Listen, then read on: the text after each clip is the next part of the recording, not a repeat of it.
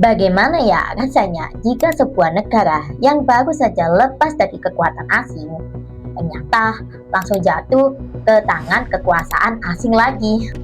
Inilah yang dirasakan oleh rakyat Irak pada tahun 1920. Mereka berharap merdeka setelah Kesultanan Utsmaniyah runtuh. Namun ternyata mereka justru berada di bawah kekuasaan Inggris. Dari sinilah lahir salah satu pemberontakan terbesar dalam sejarah Timur Tengah, yaitu Revolusi Irak pada tahun 1920.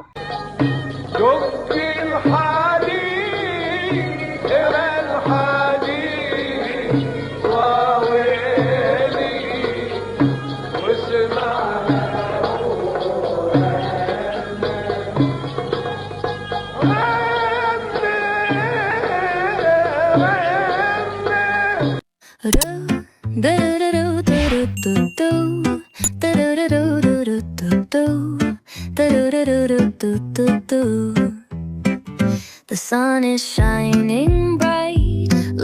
Assalamualaikum warahmatullahi wabarakatuh teman-teman. Kembali lagi dengan saya Ana Jana.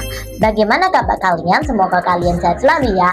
Di video kali ini aku akan membahas lengkap mengenai bagaimana berakhirnya kekuasaan Utsmaniyah, apa yang membuat pecahnya revolusi Irak, lalu bagaimana Inggris membalasnya, dan apa yang dimaksud dengan kemenangan tak terlihat. Oke teman-teman, sebelum saya membahas lengkap mengenai ceritanya, aku mau minta tolong dulu nih ke kalian. Jangan lupa klik tombol subscribe yang ada di bawah ya. Oke, terima kasih. Oke teman-teman, langsung saja kita mulai pembahasannya. Berakhirnya kekuasaan Utsmaniyah. Selama ratusan tahun, wilayah Irak merupakan bagian dari Kesultanan Utsmaniyah. Namun, ketika Perang Dunia Pertama berakhir pada tahun 1918, Utsmaniyah kalah pada perang tersebut dan kekuasaannya mulai runtuh.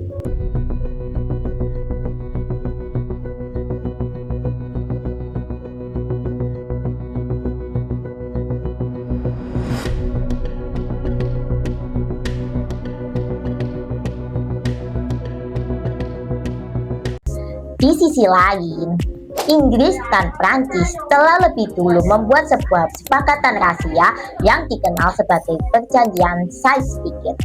Perjanjian ini yang membagi wilayah-wilayah bekas Kesultanan Utsmaniyah ke dalam wilayah pengaruh dua negara tersebut. Memulai mandat yang diberikan oleh Liga Bangsa-Bangsa, Inggris kemudian memperoleh hak untuk mengolah Irak. Namun, bagi rakyat Irak, keadaan ini terasa seperti pergantian penjajah. Mereka merasa tidak benar-benar merdeka. Akhirnya, revolusi dimulai. Pada tanggal 30 Juni tahun 1920, kemarahan rakyat akhirnya meledak.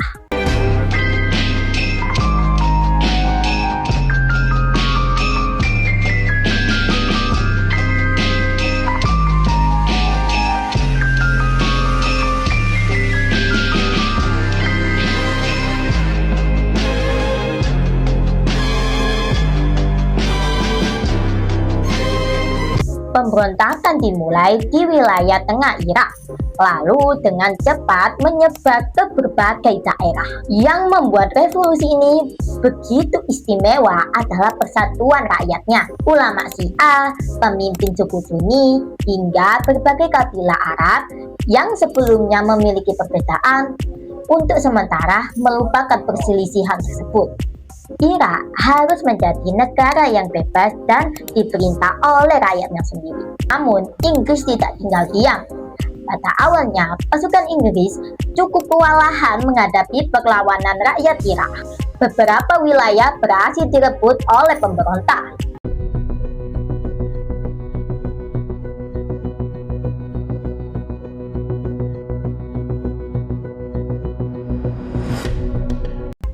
Namun, Inggris kemudian mengirim pasukan tambahan dari India dan wilayah jajahannya. Mereka juga menggunakan pesawat tempur untuk menyerang desa-desa dan markas pemberontak. Bagi masa itu, penggunaan pesawat dalam peperangan merupakan teknologi yang sangat modern. Sedikit demi sedikit, kekuatan para pemberontak mulai melemah. Menjelang November tahun 1920, sebagian besar perlawanan berhasil dipadamkan. Secara militer, revolusi Irak tahun 1920 memang berakhir dengan kekalahan. Tetapi teman-teman, ada kemenangan yang tidak terlihat. Pertanyaannya, apakah perjuangan mereka benar-benar sia-sia? Ternyata tidak, teman-teman. Revolusi ini membuat Inggris menyadari bahwa pemerintahan Irak secara langsung membutuhkan biaya yang sangat besar dan terus memicu perlawanan.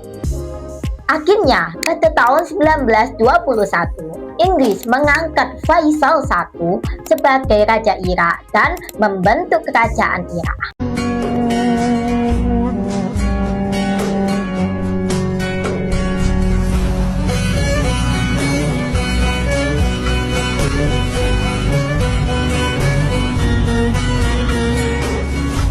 Walaupun pengaruh Inggris masih sangat kuat, langkah tersebut menjadi awal lahirnya negara Irak modern. Beberapa tahun kemudian, tepatnya pada 1932, Irak memperoleh kemenangan yang penuh dan resmi menjadi anggota Liga Bangsa-Bangsa. Dari revolusi Irak ini kita belajar, teman-teman, bahwa perjuangan tidak selalu langsung menghasilkan kemenangan. Terkadang sebuah pengorbanan baru menunjukkan hasilnya bertahun-tahun kemudian. Dan keberanian rakyat Irak membuktikan bahwa keinginan untuk hidup merdeka tidak mudah dipadamkan, bahkan ketika harus menghadapi kekuatan militer yang jauh lebih besar. Karena dalam sejarah, tidak semua kemenangan ditentukan oleh siapa yang menang di medan perang. Ada kemenangan yang lahir dari keberanian untuk memperjuangkan sesuatu yang dianggap benar, meskipun hasil baru dirasakan oleh generasi berikutnya. Oke teman-teman, itulah pembahasan mengenai revolusi Irak pada tahun 1920. Menurut kalian gimana teman-teman? Tulis di kolom komentar ya. Kira-kira besok kita bahas apa lagi nih? Jangan lupa klik tombol subscribe yang ada di bawah. Saya Ana Jannah. Wassalamualaikum warahmatullahi wabarakatuh. Dadah.